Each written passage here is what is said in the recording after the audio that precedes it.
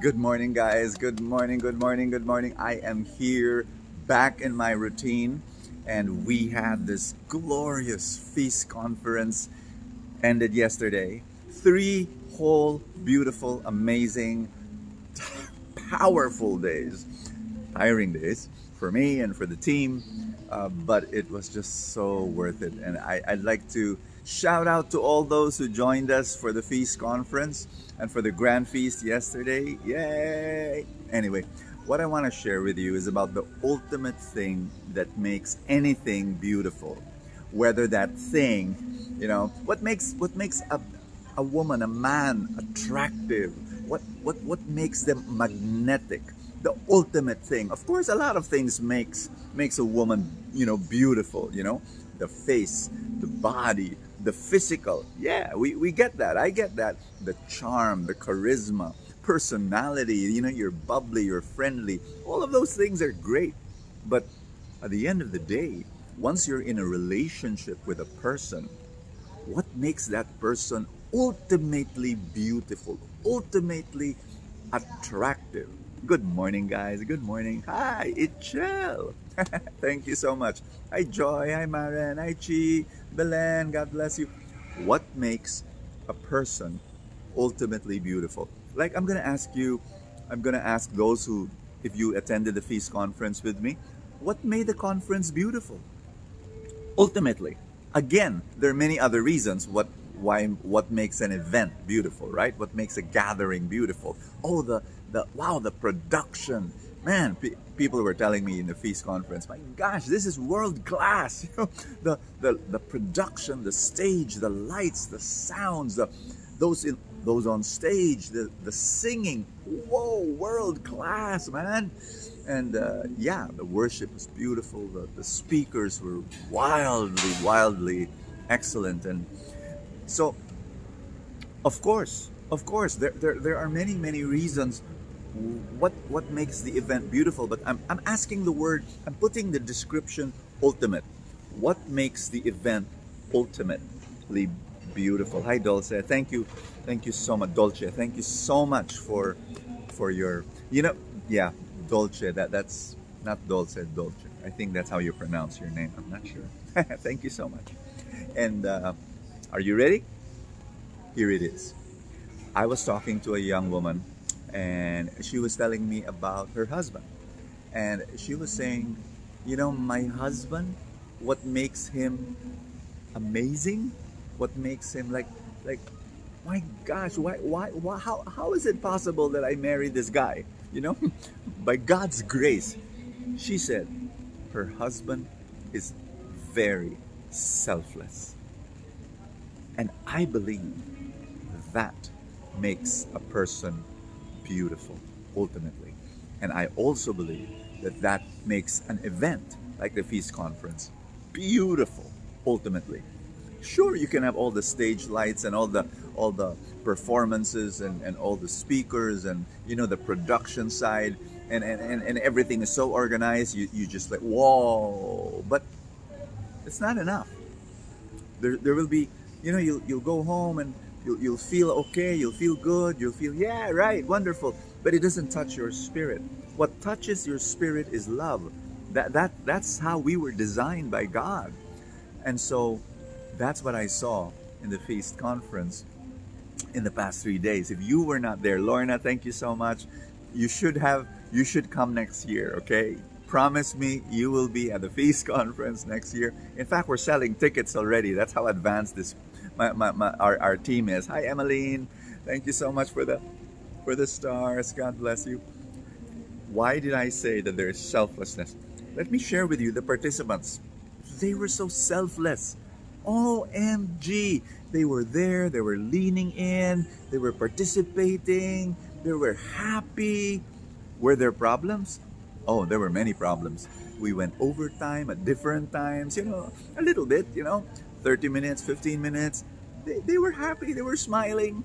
all the participants, oh my gosh, sometimes, this didn't work, that didn't work, and, there were long lines in some places where we did not project that, oh, that track, that workshop, there will be too many people who will come. We didn't project that, and there were some. They were fine. They were happy. They were smiling, and I was saying, whoa, these people are not thinking of themselves. They were thinking of other people. They were selfless. And then, of course, the speakers. Can I say this with you? Some people were thinking, some people may be thinking, wow, you got the best speakers, and how much did you pay them? And I'm telling you, they were friends, and any speaker that comes from the feast, no speaker's fee, except my book. That's it. Thank you. And not only that. Now, for example, I'll just give you an example from me. I did, okay, of course, no payment, for whatever. I paid for my own hotel. I paid for my kids' hotel because they were serving also, my boys, and paid for whatever. And not only that, I have my own personal businesses, my two small companies. I became a sponsor, and I gave money. So that's not just me. Those were the feast leaders. These were amazing people who said, hey, I'm going to serve and I'm going to sponsor. Not only that, this is shocking. I forgot to mention this at the feast conference, but I want to share it with you. Do you know that we had probably 1,000 servants or more? Really, so many servants, so many volunteers, like doing the registration, doing the ushering, doing the production, doing the intercession ministry. There were people in the background praying for the entire conference. Abri, thank you so much. Can I share this with you? That those people who served, all these people who would be there in the venue at 5 in the morning and who would go home at 1 in the morning, only to be back the next day to serve again. These people, you'll get shocked by this, they bought their own tickets. I'm not kidding. They bought the ticket for FeastCon to serve. And you might think, parang mali yun ah. Dapat pag servant ka, libre na yung ticket. But you see, what we decided to do was create this culture where service is a privilege. You don't, like, hey, nag-serve ako, ha? And there's this, wow, give me an opportunity to serve. This is such a gift. And then, so the team, the servants, the volunteers, they bought their own ticket, like all the participants. And sure, we gave them food, throughout the day, not much. we wish we could give more. And but I just want you to know, selflessness made that conference utterly, ultimately beautiful. Everyone, there was just selflessness, such amazing selflessness. And I want you to know that, so Feast Conference will be next year.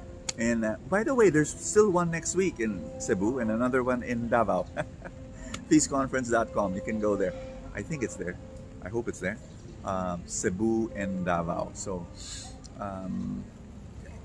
you can just go to Facebook and search for Feast Conference Cebu, Feast Conference Davao. So it's still going on next week and next week. But in Manila, it's going to be next year, November. Join us. Hi, Bob. Bob bless. So just wanted to share that with you, that if you want a beautiful life, I repeat, if you want a beautiful life, live a selfless life. But you cannot live a selfless life if your heart is empty. Chean, thank you so much. Diana, maraming salamat. Naku, thank you for your stars. You have to have a full heart, which is what I want to pray for you. You know what? My favorite meditation every morning? Doris, thank you so much for the stars. God bless you. Thank you. It's this. Put your hands over your chest with me. Can you do that? Put your hands over your chest with me and then pray. Pray with me. I am totally, completely, and perfectly loved. My friends, we're going to say it over and over again. And Nads, thank you so much for the stars. This is a powerful prayer. I'm telling you, and if you can say this every single day and many times throughout the day, when you feel tired, when you feel exhausted, when you feel that you're being rejected, when you feel inadequate, when you feel insecure, when you're worried, when you're afraid of certain things, you just put your hands over your chest, close your eyes, and then inhale, and then exhale, and then say it again. Say it again. I am totally, completely, and perfectly loved. I am totally, completely, and perfectly loved. Say that again. I am totally, completely, and perfectly loved. One more time. Come on, come on. I am totally, completely, and perfectly loved. One last time. Are you ready? I am totally, completely, and perfectly loved. Thank you so much for joining me today. Rosie, thank you. Joanne, thank you so much. May, God bless you. Thank you. Thank you so much, guys. What a joy for us to be together. I'm so grateful. I'm really, really grateful for each one of you for joining us today. And I'm Mavs, thank you. Tess, thank you so much.